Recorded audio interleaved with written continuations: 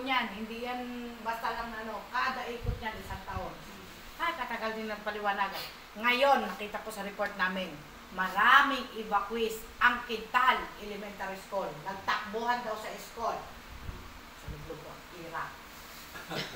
Diba? At least ngayon, maranasan nila kung paano yung sinasabi ko sa kanila ng mababaha. Kasi sabi ko sa kanila, kayo may kasalanan kung bakit kami sa baba ay ano. Pero sagot sa akin, kayo naman doon naman ang nababaha. Mataas sila. O tapos ngayon, nag-ano na sila. Kaya nga. Nang katwira nila kay Buddy yung pagtatanim. Kasi sabi ni Buddy, kami doon, hindi lipat-lipat. Sila lipat-lipat talaga.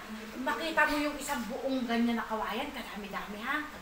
Sunutan nila dito, putok, kala mo may putukan. Sinusunog nila yung isang puno ng kawayan kasi diyan sila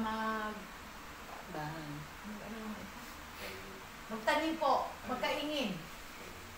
Masyad kumakabulan ng area na naman o ililinis yung talaga nila. Sunugin nila yun, doon sila magtatanim. Samantala may area naman sila na pagtaniman, hindi na daw mataba, kaya maglipat na naman sila. Kaya na kalbo. Kaya ngayon, nagtaas yung tubig doon banda, Mahirap silang paliwanagan. mahirap. Baluktot yung katwira nila, pero sabi ko tama yung katwira din sila. May kapira, no? Nakatutubo. Tapos sasabihin sa akin, ma'am, yun ang aming kultura. Yun, di ba po ma'am, ang tinuturo din daw sa atin sa DepEd ay igalang ang kultura. At ganito, at gano'n. Tama. Pero kung bulok na, style nyo bulok. Ano ka ako pagsunod sa inyo? Hindi ka ako ganoon. Tsaka yung ugali nyo yan, puro kayo hingi. Hindi maganda yan.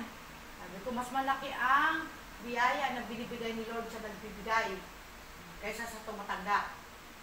Ay, hindi daw totoo yun. Ay, kung nagbigay ka daw, nabawasan ka. Kung Sila nagtanggap, nagkaroon. sabi ko, hindi nyo ba napapansin kayo dito? Isang kahig, isang tuka. Tuwing kakailanganin nyo, hanap kayo, hanap. Pero kako yung mga nagbibigay dito sa inyo, tingnan nyo, yaman ng yaman sila. Yaman ng yaman. Ganun ang ibig ko sabihin. Ay. Sa 6 na taon, at least naman po, meron kaming naturuan doon. Merong mag-anak kami naturuan doon, ang pagtatanim, hindi mo kailangan maglipat-lipat. Meron naman kami naturuan na mag-anak na siguro mga 3, 4 na mag-anak, na hindi na siya lipat-lipat lang ng ano. Kasi may mga nasandaan kami sa Quintal, iniwan namin sa kanila. Tapos tinuruan din sila ni Buddy kung paano ang pagsasaka, na katulad ng ginagawa natin pagsasaka dito sa baba. Turuan niya lang sila, kaso lang mas mahal talaga ang mga ano. At meron pa rin mga kahoy dyan na mga nakatamba, kaya kadaming nahuhuli sila. Yung akala mo madamo lang na ganyan. Mag-ingat ka maglakad, kaya madapa ka doon, may nakatambak na mga Tablon. Yung kasi ang nakuha nila. yun ang hanap buhay nila. At hindi mo naman sila masisi. Wala naman nag-order. Kahit yung pag-uuling na kung no? Nakuha nila yun. Doon pala nila yung pang-aral ng mga dito sa bayan. Doon Sa na mga, nakuha. doon galing pag-uuling nila. Mga rahitas. Magkano ang Pero uling? parang wala nang rahita. 250 ba? 3? 300. Yung mga panggatong na kahoy. Parang Raita. Nakadalawa Raita sila, nga. 600. Ay, hindi naman nauso ang raita. Kaya nga. Wala nang ngayon yung Lopez. Nung araw kasi yung mga taga-iling doon nagbibigay ng raita sa Lopez. Dahil ang Lopez noon, ang ginagamit niya sa pugon niya ay Kahoy. raita, kahoy.